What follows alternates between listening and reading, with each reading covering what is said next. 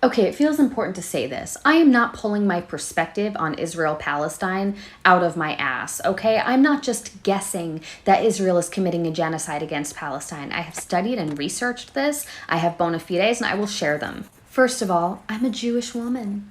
I was raised by a Zionist family. My grandfather was a Holocaust survivor. My family talks about our spirit of resistance and resilience constantly. Desiring goodness from the nation of Israel is in my blood, and still, I can see that this Zionist state is vicious, violent, and evil.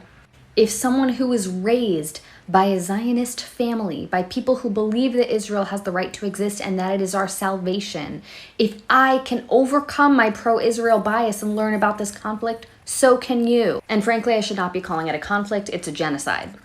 So when I was in college, around 2012, 2013, a bunch of my friends and loved ones started going on birthright trips. And I knew enough then to ask the question when they got back from their birthright trips, what about Palestine?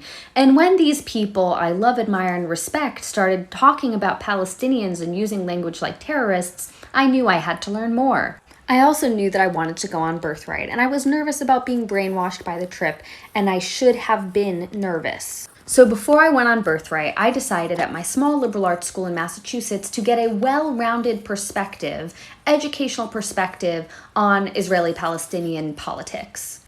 I took 4 courses: Suffering and Evil in the Jewish Tradition, the Jewish Experience, Middle East Politics, and Arab-Israeli Conflict. I also took international and comparative politics courses that often brought up Israel and Palestine in comparisons to, for example, apartheid South Africa. And by the time I finished my ample coursework on the subject before I went on birthright, I was already pro-Palestine. Because once you are in the literature, once you are in the research, not the media stories about this, not the pro-Zionist rigmarole on CNN and MSNBC, once you are in the literature and the data, this isn't a debate. This isn't a question.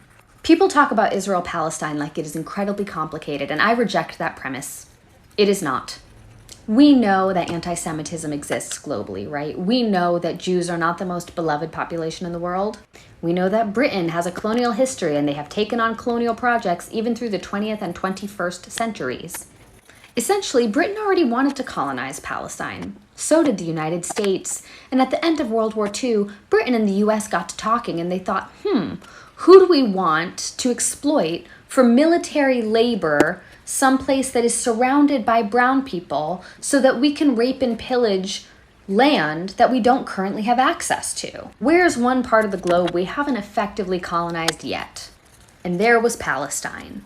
And Britain had been trying to colonize Palestine already. And so this was passed off to Jews who had just survived the Holocaust as a gift. Here we're granting you this parcel of land so that you and your progeny can exist in peace and not be violated anymore. Congratulations. Except that land already belonged to someone. Palestinians were already living there. And the US and Britain didn't give a shit about the well-being of Jews. They didn't care.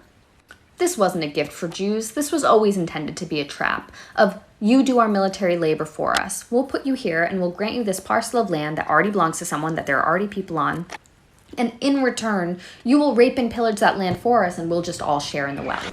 And it might be a good idea too if like your entire population were to, have conscripted military service so you can really defend that land that is yours, totally yours, bucko. And if you see who has emerged as the political leadership of Israel over the last few generations, this won't surprise you.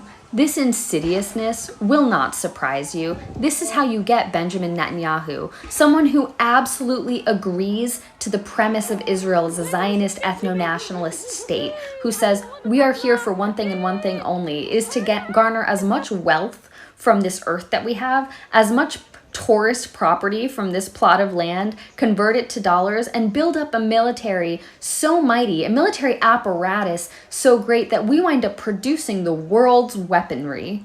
Yes, we have mined this land, and we have used the land to give you war machinery so that we can all murder each other 1,000 times over. And to the people already living here, well, we'll murder them too. I took basically a semester and a half of college courses on this, and I know in my bones that what Israel is doing right now is a genocide. It's evil. What they've been doing for the last 75 years is a genocide. It is drip violence. slow violence, protracted harm. It is meant to exhaust the civilian population of Palestine. It is meant to exhaust all Palestinians out of their will to fight. And all the benefit, the wealth garnered from that land goes to the primary stakeholders, not the Palestinian people to whom the land originally belonged.